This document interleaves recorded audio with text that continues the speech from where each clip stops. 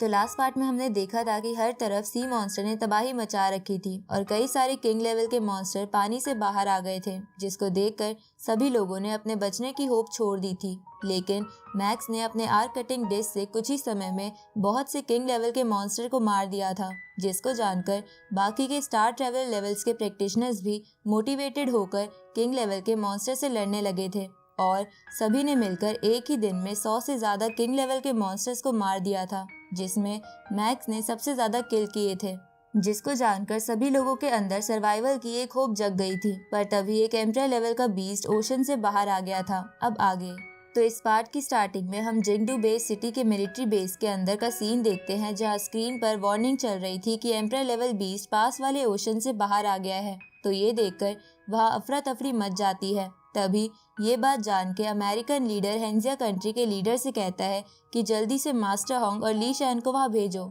तो ये सुन के हेंजिया मिलिट्री मास्टर होंग को कांटेक्ट करने की कोशिश करती है, पर जिजियान हेडक्वार्टर की आर्टिफिशियल इंटेलिजेंस सबको बताती है कि मास्टर होंग और ली शैन अभी बाहर नहीं आ सकते, क्योंकि वो दोनों आइसोलेट रहकर अपना कल्टीवेशन करने में बिजी है। इसको सुनकर सभी कंट्री के प्रेसिडेंट परेशान हो जाते हैं और सभी एल्डर भी ये जानकर थोड़ा टेंशन में आ गए थे। दूसरी तरफ मैक्स उस जगह पर आ जाता है जहां वो एम्परर बीस्ट था, जहां मैक्स देखता है कि मास्टर होंग के तीनों गार्ड्स यानी एल्डर याओ राओ, बीस्ट और मिस्टर बीइंग उस एम्परर से लड़ रहे हैं। पर एल्डर याओ राओ और बीस्ट लड़ते लड़ते काफी थक चुके थे।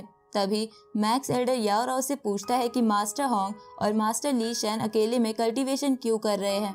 इस पर एल्डर याओ राओ मैक्स को बताती है कि 2 दिन पहले गोल्डन हॉर्न बेहेमोथ जिजियान मार्शल हेडक्वार्टर से होकर गुजर रहा था और उसने जिजियान हेडक्वार्टर पर हमला भी किया था ताकि वो मास्टर होंग और ली शैन को मार सके। लेकिन हेडक्वार्टर की मजबूती इतनी थी कि उसके स्टार लेवल पर होने के बावजूद भी वो उस हेडक्वार्टर पर स्क्रैच भी नहीं बना पाया।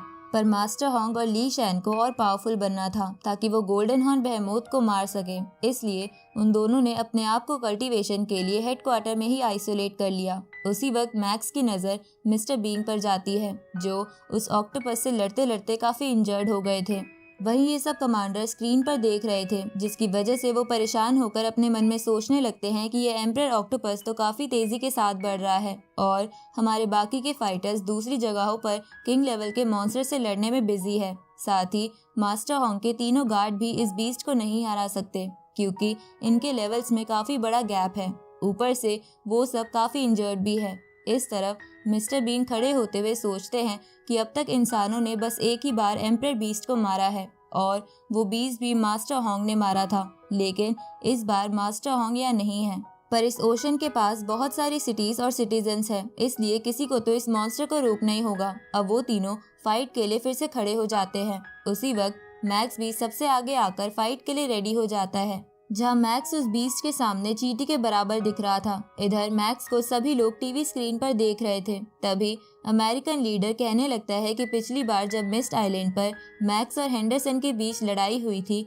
तो उसने हेंडरसन को हरा दिया था, इसलिए अब मैक्स अर्थ पर 3rd स्ट्रॉन्गेस्ट पर्सन बन चुका है और अब यही हमारी आखिरी होप है। इधर मैक्स को उसकी फैमिली के साथ साथ पूरे वर्ल्ड के सभी लोग भी देख रहे थे और वो दुआ करने लगते हैं कि मैक्स उस मॉन्स्टर को मारने में कामयाब हो जाए। इस तरफ मैक्स अपनी आर्ट डिस्क को लेकर उस बीस्ट से लड़ने के लिए चला जाता है, जिसको देखकर वो ऑक्टोपस अपने टेंटिकल से मैक्स पर हमला कर देता है। लेकिन वो उन सभी टेंटिकल से बचते हुए अपने आर्ट डिस्क से उस ऑक्टोपस की बॉडी पर बहुत बड़ा कट लगा देता है। पर वो बीस्ट अगले ही पल खुद को हील कर लेता है, जिसको देखकर मैक्स भी चौंकते हुए सोचने लगता है कि इसकी हीलिंग एबिलिटी तो काफी फास्ट है। लेकिन मैक्स फिर भी नहीं रुकता और अपनी फुल स्पीड के साथ उस बीस्ट की बॉडी के चारों तरफ बहुत सारे कट लगाकर उसे इंजर्ड करने लगता है। इधर कमांडर मैक्स की स्पीड को देखकर हैरान होते हुए कहने लगते हैं कि मैक्स की स्पीड तो साउंड की स्पीड से 16 टाइम्स ज्यादा हो गई है, इसलिए मैक्स अगर इसी स्पीड के साथ ऑक्टोपस पर हमला करता रहा तो शायद हमारे जीतने के चांसेस है, क्योंकि भले ही एम्परर बीस्ट की डिफेंस पावर बहुत ज्यादा है, लेकिन उसकी बॉडी बड़ी होने के कारण वो मैक्स पर हमला नहीं कर पाएगा। इस तरफ बबाता मैक्स से कहती है कि तुम अपनी सारी स्पिरिचुअल पावर का एक साथ इस्तेमाल करके इस आर्क डिस्क की 2nd फॉर्म को अनलॉक कर सकते हो, जिसके बाद तुम इस बीस्ट को आसानी से मार पाओगे। तो ये सुनकर मैक्स ऐसा ही करता है और वो अपनी सारी स्पिरिचुअल पावर से उस डिस्क को घुमाने लगता है, जिससे उसकी डिस्क की शेप बदल जाती है। तभी वो ऑक्टोपस मैक्स को अपने टेंटिकल से पकड़ लेता है, जिसको देखकर तीनों गार्ड्स घबरा जाते हैं। लेकिन मैक्स उसके सभी टेंटिकल्स को काटता हुआ बाहर आ जाता है, जिसके बाद वो उस बीस्ट से कहने लगता है कि तुम्हें लग रहा है कि बस मास्टर होंग और मास्टर ली शैन ही तुम्हें मार सकते हैं, लेकिन आज मैं तुम्हें अपनी असली पावर दिखाऊंगा। अब ये कहकर मैक्स अपनी फुल पावर के साथ उस बीस्ट के हेड पर अपने डिस्क से हमला कर देता है, जिससे उस बीस्ट को काफी दर्द होने लगता है और वो अपने टेंटिकल्स इधर उधर मारने लगता है।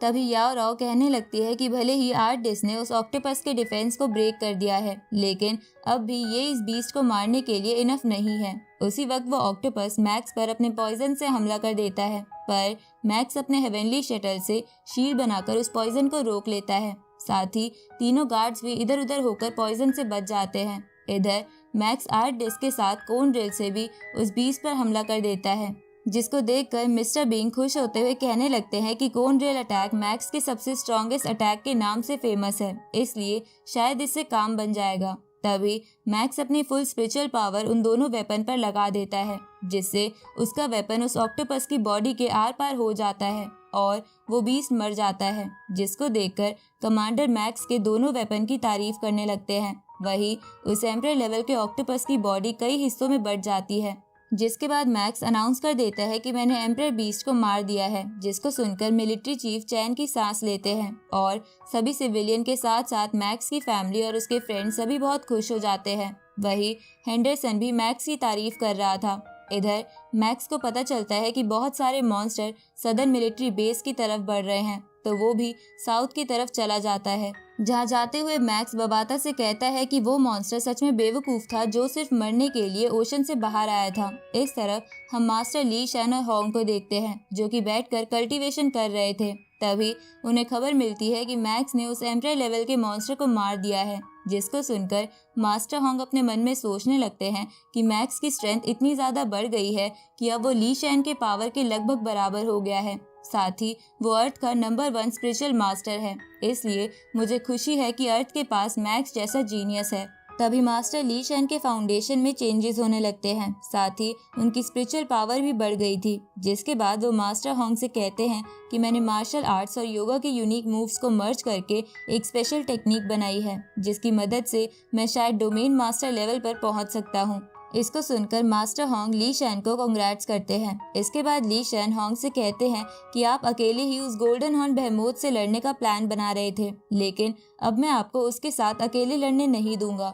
जिस पर मास्टर होंग हंसते हुए कहते हैं कि इस बार हम दोनों मिलकर उस गोल्डन हॉर्न बेहेमोथ को जरूर हरा देंगे। इस तरफ मिलिट्री चीफ साउथ की तरफ बढ़ रहे मॉन्स्टर पर नजर रखे हुए थे, जिसके बाद हम साउथ वाले बेस को देखते हैं, जहां हजारों से भी ज्यादा सी मॉन्स्टर आ गए थे। तभी मिलिट्री चीफ का ऑर्डर मिलते ही 2 फाइटर जेट रिवर में पॉइजन रिलीज करने लगते हैं, जिससे बहुत सारे सी मॉन्स्टर कुछ ही सेकंड्स में मारे जाते हैं। लेकिन अब भी कुछ मॉन्स्टर्स उस पॉइजन से बच गए थे और उनमें से एक ऑक्टोपस उन फाइटर जेट्स पर हमला कर देता है, लेकिन किसी तरह वो फाइटर जेट वहां से बच के निकल जाते हैं। उसी वक्त मैक्स मिलिट्री चीफ से सदर्न बेस की कंडीशन के बारे में पूछता है, जिस पर वो मैक्स को बताते हैं कि प्लान के अकॉर्डिंग हमने रिवर में पॉइजन डाल दिया है और सभी सी मॉन्स्टर की डेड बॉडीज रिवर के किनारे जमा होकर एक दीवार का काम कर रही है, जिसकी वजह से शायद बाकी मॉन्स्टर सिटी में एंटर नहीं कर पाए हैं।